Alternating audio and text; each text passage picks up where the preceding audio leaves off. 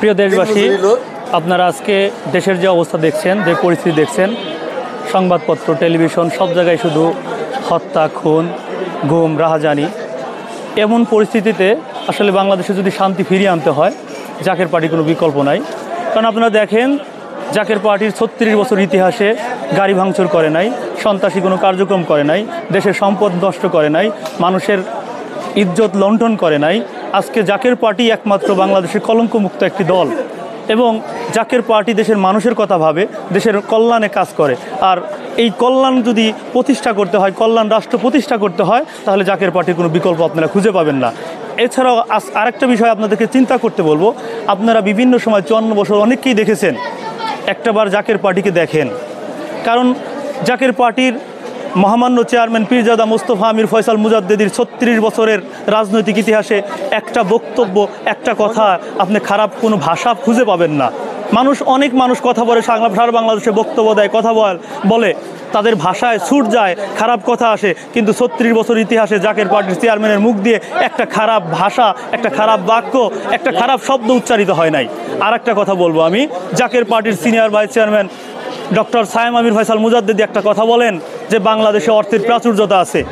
বাংলাদেশে মতো একটি দেশে 7,90,000 কোটি টাকার বাজেট বরাদ্দ হয়, কিন্তু এই বাজেটের সুষম বন্টন নাই।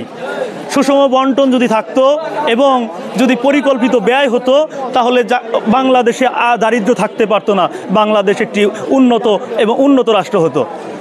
আজকে আমি গলন্দের কথা বলি, আমার গলন্দে কি উন্নতি হয়েছে আপনি লক্ষ্য করেন যে এই বৈষম্যমূলক বাজেট, এই বাজেটের কারণে কিন্তু প্রত্যন্ত অঞ্চল, অনেক জেলায়, অনেক উপজেলায় উন্নত হয় না।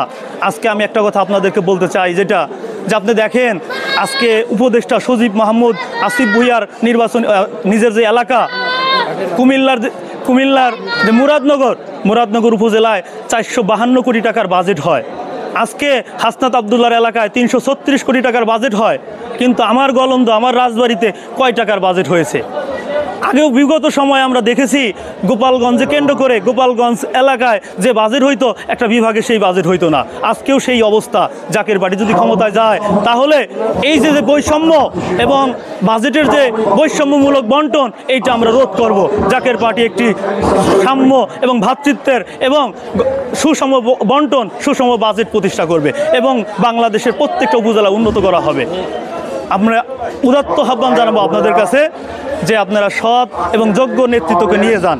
আমি আজকে এই সাংবাদিক বা মিডিয়ার মাধ্যমে বলতে চাই, আমার একটা অভিজ্ঞতা থেকে, আমাদের গোয়ালন্দ নাজিরউদ্দিন সরকারি পাইলট উচ্চ বিদ্যালয়ের একজন সদ্য শিক্ষক সুলতান মাস্টার একবার নির্বাচনে দাঁড়িয়েছিলেন।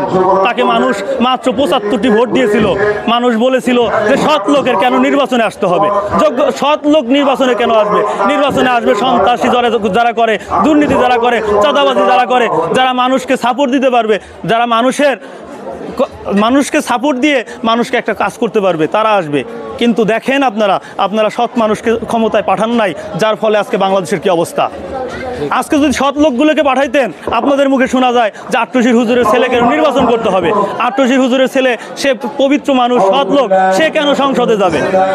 আজকে আমাদের এই চেতনার জন্য, আমাদের আজকে এই মন মানসিকতার জন্য দেশের আজকে এই পরিণতি। তাই আমি আপনাদের আহ্বান জানাবো, সৎ লোককে ক্ষমতায় নেন।